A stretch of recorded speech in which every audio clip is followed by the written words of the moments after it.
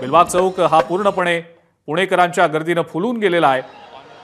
ढोल ताशा पथकांचा जो उत्साह आहे तो देखील दिसतोय। जयदीप भगत आपले प्रतिनिधी या संदर्भातली माहिती आपल्याला देत आहेत। जयदीप,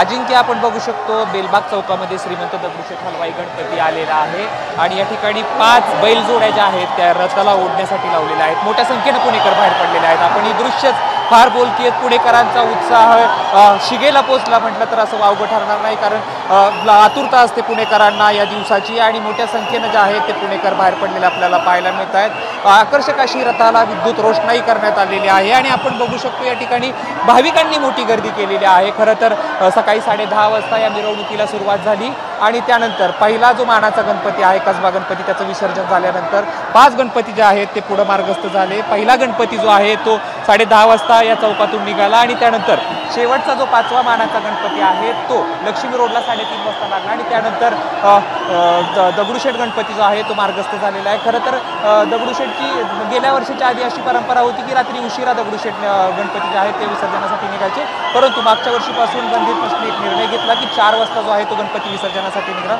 खरं तर गेल्या काही वर्षापासून बघितलं तर पुण्याची जी विसर्जन मिरवणूक आहे ती काहीशी लांब केली, अगदी दुसऱ्या दिवशी दुपारपर्यंत विसर्जन होतं आणि हे शास्त्राला धरून नाही असं अनेकदा टीका होती आणि त्यानंतर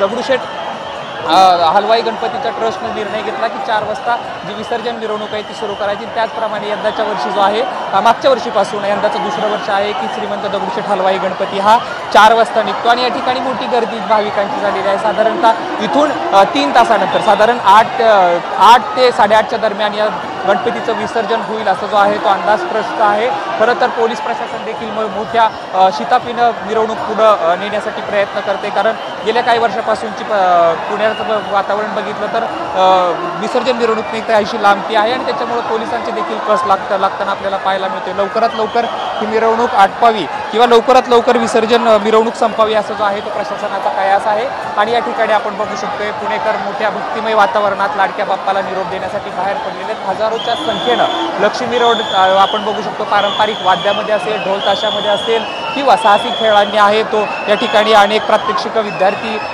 तरुण वर्ग करताना आपल्याला पाहायला मिळतो। आपण जर बघितलं बेलबाग चौकामध्ये या ठिकाणी काही ज्या मुले आहेत तो लाठीकाठी या ठिकाणी खेळताना आपल्याला पाहायला मिळत आहेत। शिवकालीन खेळ आहे आणि या साहसी खेळण्याचा प्रयत्न प्रात्यक्षिक या ठिकाणी मुली सादर करताना पाहायला मिळत आहेत। मोठ्या संख्येनं जे आहेत ते या ठिकाणी पुणेकरांची गर्दी झालेली आहे आणि लाडक्या बाप्पाला निरोप देण्यासाठी पुणेकर बाहेर पडलेले आहेत। आता श्रीमंत दगडूशेठ हलवाई गणपतीची विसर्जन मिरवणूक सुरू झालेली आहे। बेलबाग चौकातून हळूहळू आपल्याला पुढे सरकताना श्रीमंत दगडूशेठ हलवाई गणपती पाहायला मिळतोय आणि ही दृश्य फार बोलकी आहेत, पुरेशी आहेत पुणेकरांचा उत्साह जाणून घेण्यासाठी।